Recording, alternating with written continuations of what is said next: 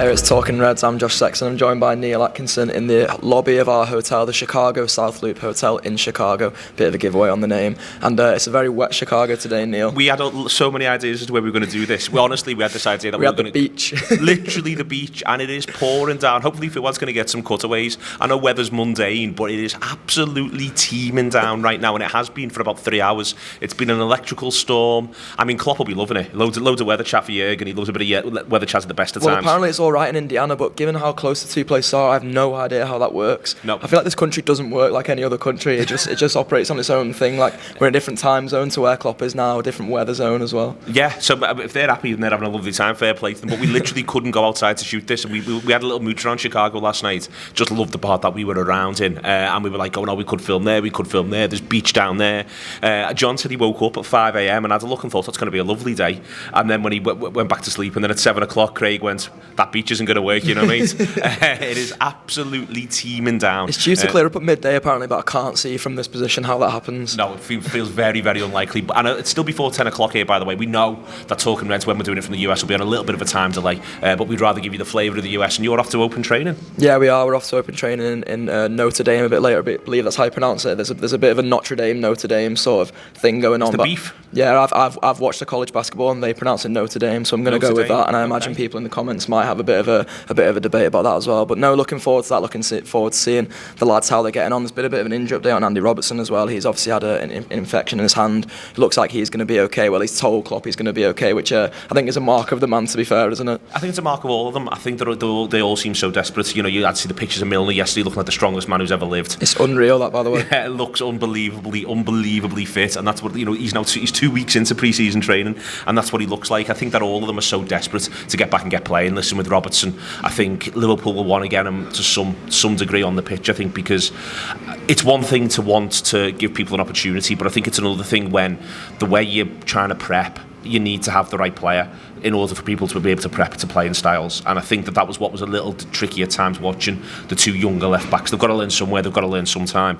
But I think that Klopp will be pleased both for training and also in these warm-up games to have Andy Robertson available, because not least because it helps everybody else get into the rhythm of this is what you can expect from Andy Robertson rather than what you've got to worry about. And I think that I saw a little bit, I thought of Bradford at times. If I say Liverpool were favouring the left-hand side, what I mean isn't that they were going there all the time. What I mean is the amount of time you got the impression players were going over there just to help the younger players out, and that's absolutely fine. But we are closer and closer here to the start of the campaign, and Liverpool will need to hit the ground running if you're going to win this league. You know, you're looking at Manchester City and you're looking at 100 points, so you know there isn't a lot of time really to be lovely and kind and all of that. There's time to crack on. Yeah, absolutely. And you mentioned Milner there and his freakish muscles, where it looks like he has more veins in his arms than I do in my whole body, to be honest. And Klopp's been saying nice things about him as well. And it feels like since he came back to this pre-season, the importance of him has really stood out. You know, there's obviously all the sort of hoo-ha over the lactate test and things like that, and that's all well and good. But that's almost a bit for show as well. But what there is Milner being a really good leader, and Klopp compares him to Sebastian Cahill, who he had at Dortmund. He talks about the other leaders in the team, but he says he's blessed to have someone like James Milner, and it really feels like that shines through at the moment for me.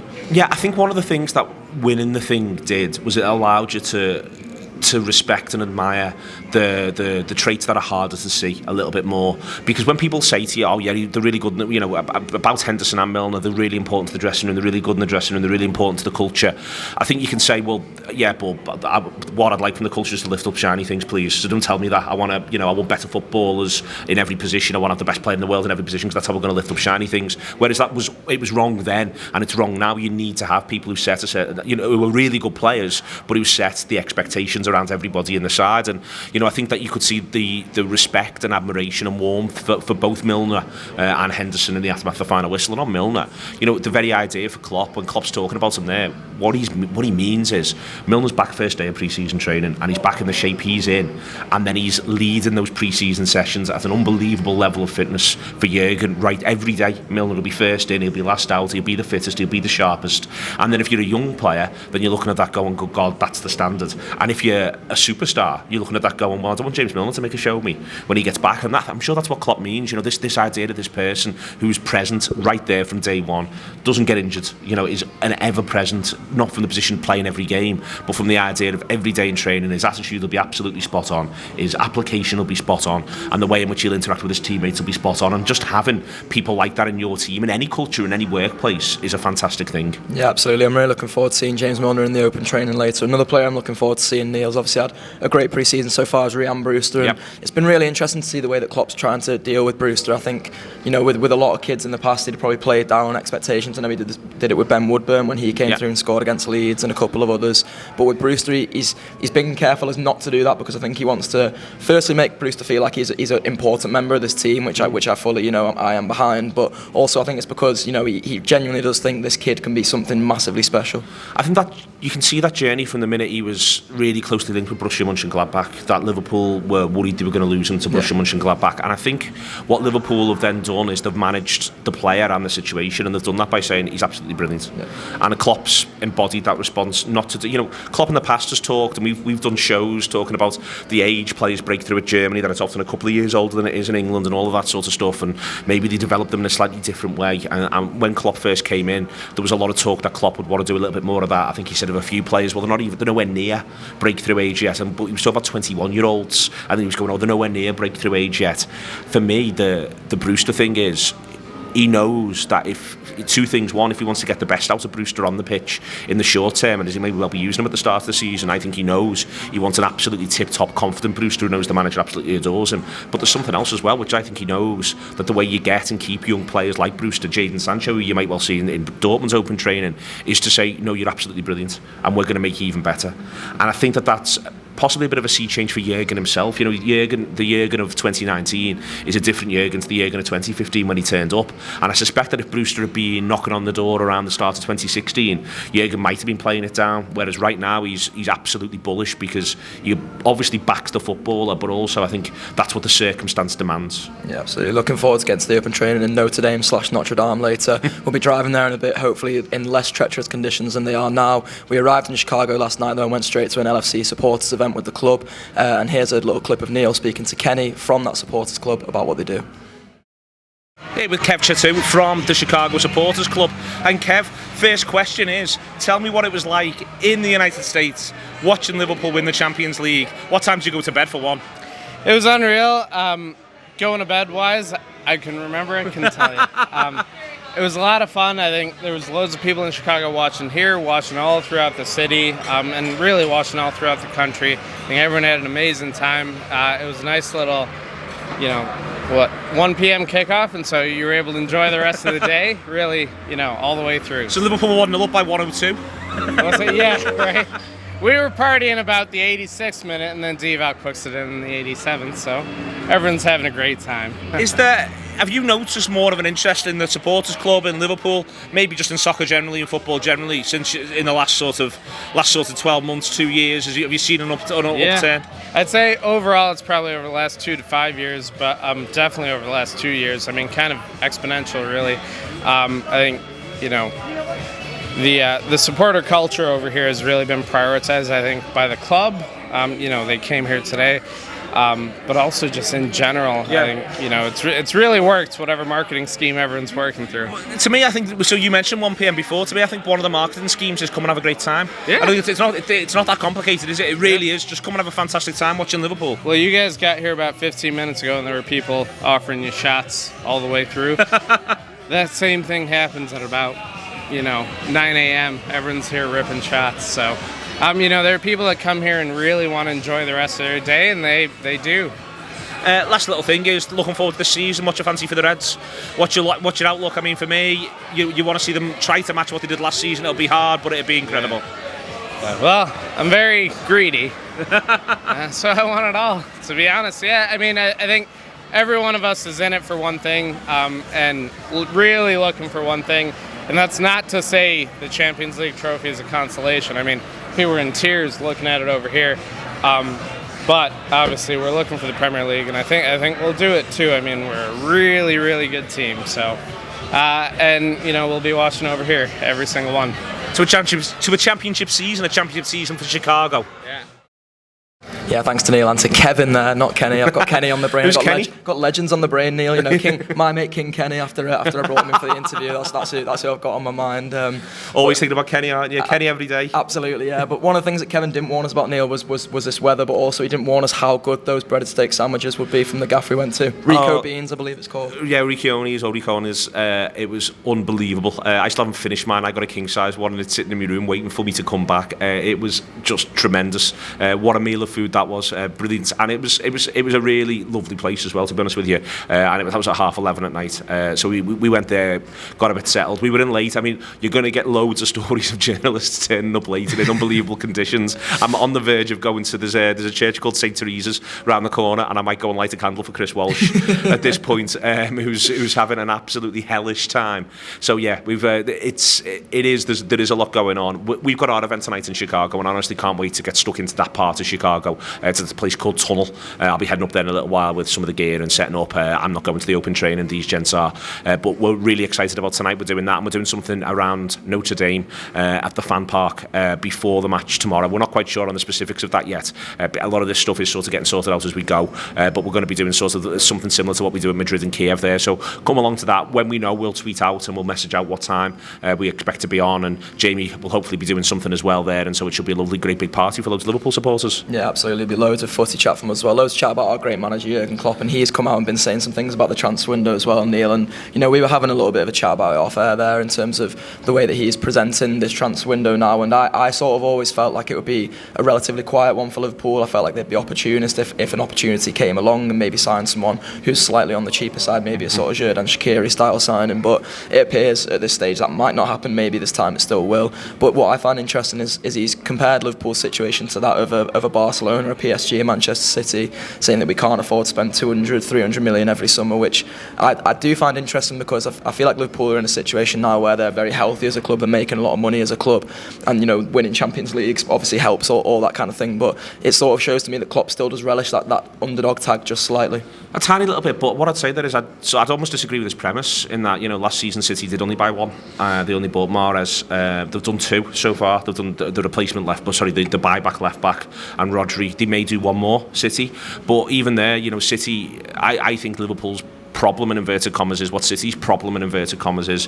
It is, if you get 97 points, 98 points, 100 points, it is actually quite difficult to work out what your improvement is and go and get them. And if you remember last summer for City, they were meant to be getting Jorginho, and it fell through and he went to Chelsea instead. And you got the impression that they were struggling to recruit, and it was really strange from the outside, you're thinking, because they've got all the money in the world, but actually recruitment's not as simple as where you just throw the money at it and you go from there. And I think it is tricky for Liverpool to work out what it is they want to do. All that said, I think most people would like to see Liverpool add another attacker, another attacking option as good as they can get. But it may well be that they've picked the moment, or they've decided that this summer's one to take relatively easy. There's something else as well around all this, and you know, without really getting stuck into proper accountancy stuff, for me it's fascinating that Grujic hasn't gone anywhere. The idea that maybe Wilson might stay or might go back out on loan. Grujic has obviously gone on loan, but what I mean hasn't gone permanently. In that, from a Liverpool point of view, next summer's a real summer with an opportunity for renewal. A couple of contracts are up for players who are on relatively big wages from what we hear. There's the idea that they could be able to move along, as I say, a few of these younger lads, possibly for bigger fees. And it may well be that Liverpool are just gathering the resources to renovate next summer.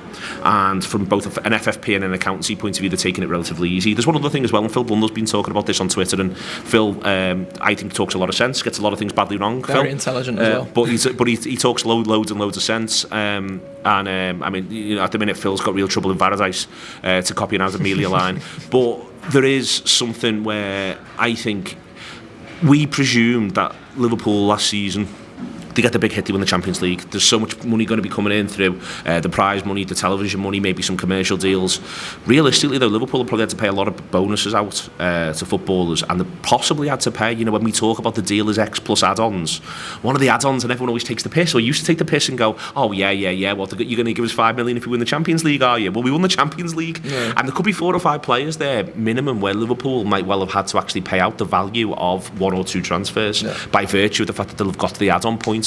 And it might sound like a churlish sentence to say, but Liverpool may actually be in a stronger financial position had they come second in the Champions League if they'd have lost to Tottenham. Now, none of us want that, and Liverpool's hierarchy don't want that, but there are knock-on effects, and I refuse to believe that, you know, when you've got people like Virgil van Dijk on 10 million a year, James Milner on £7.5 million a year is discussed, Salah, Mane, that they all haven't got pretty aggressive bonuses for winning the Champions League, and we'd want that. That's what we want. But they won't be like 500 grand. We'll be talking there in the millions, and I think this will add up a little bit for Liverpool. And there is also a little bit of Liverpool's sort of commercial income where we are catching up to Manchester United and sides like that, but there's a little bit more to do on that as well. So it may well be that Liverpool have taken a bit of a breath. But listen, I agree with you. I think if an opportunity comes in for Liverpool to buy someone for the front three, I don't think they'll blink. I just don't think they've got any sort of interest in going out on both a sporting side, but also possibly on a financial side and saying, right, we're doing 4 and the average price of them is going to be 35 million. Yeah, I find this sort of Nabil Fekir, Philip Coutinho links that interesting from this summer, because Fekir, it felt like a deal which, it was completely gone out of Liverpool's mind once that medical happened. Once that medical was failed and all that went on there, I think Fekir became no longer a Liverpool target, which people would say, how is that possible? But it is possible if a player has a long-term issue which Liverpool don't see as being viable for them, then they're obviously going to be less interested in the player. It felt like when Coutinho left, Fekir would be Coutinho's replacement. We still don't have that Coutinho replacement. We didn't sign Fekir. We've not signed anyone who's sort of in that mould. Probably bar Shaqiri, but I don't feel like he's the one who Klopp was bringing in thinking he's ready-made to replace Coutinho. So it's been interesting to see this summer that we've still been linked with them two players, but it feels like we're not going to go for either. I wonder with the Coutinho one, I'm of the view that maybe, just maybe, if it was absolutely on Liverpool's terms around a loan fee and then go from there, Liverpool may well be tempted for a 2-year loan or something like that. I can see how that happens. I can see that journey to an extent. But I agree, Fekir is strongly linked today with Real Betis, who came 10th in La Liga last season, and there's something there which makes you go, well, Liverpool aren't quite sure. But again, pull back years, Liverpool were theoretically desperate to sign Dahoud, and Henderson started to play in the 6, and Klopp saw how that was working with the team and decided, I don't want one of them. I don't want that sort of player. We end up with Fabinho rather than a more of a Nuri Sahin ball-playing, deep-lying midfielder. Yeah. Liverpool end up with, and let's not say that Fabinho can't pass the ball really well, he can. Not say Henderson can't pass the ball really well, he can. But it's more the idea that Liverpool looked at it and decided that it was physicality they wanted in the middle of the park. And I think that, again, you can mark that in the Klopp journey, and there's lots to be written at the moment about, I think, and discussed about how Klopp's changed over his tenure as Liverpool manager, and one of those aspects is I think he thought he would want maybe a couple more ball-playing footballers than he's got, and what I think he's actually ended up with is big physical footballers who can also really play the ball brilliantly. And that's why I wonder if you were to say to Klopp you wanted Fekir, you had Coutinho, do you want another one of them? He may well go, well, what I had there last season worked. I want attacking midfielders like Oxlade-Chamberlain and Keita and Henderson. I want those sorts of footballers who are physically really, really imposing, because that's what you need at the minute to succeed in the Premier League and to succeed in Europe. And we might not like that, in that everyone loves a little wizard. Everyone loves he's got a wand of a left foot. Everyone loves number 10. Everyone loves all of that, and it feels at times, it can feel a little bit like, well, it's a bit more agricultural, but it's not. These are hugely sophisticated footballers. It just so happens they're also incredibly strong physically, and I think that may well be where Klopp's ended up, which, as I say, it takes a little bit of the guile perhaps out, but Liverpool have got tons and tons of guile. It just comes in unexpected ways. Yeah. Well, it could be some Liverpool transfer business before the transfer window closes. Obviously just under a month left of that now. There's going to be loads of transfer shows being recorded back home. They'll be on our Tour Player. And here as well. Yeah, and here a few of them as well, yeah. But that's going to be on our Tour Player video service. We also recorded a preview in Chicago last night at the Supporters Club event. That's going to be on our Tour Player video premium service. If you want to subscribe to that, go to theanfieldwrap.com/subscribe. There's also going to be loads of podcasts we're doing out here. We recorded a tour diary last night. So for more of that kind of thing, make sure you get onto Tour Player. Make sure you go to the website, find out a bit more about that. Subscribe to our YouTube channel as well. Neil, anything else to add? No, have a fantastic day, and hopefully this weather will indeed clear up and we're going to have a massive party in Chicago. Hope so.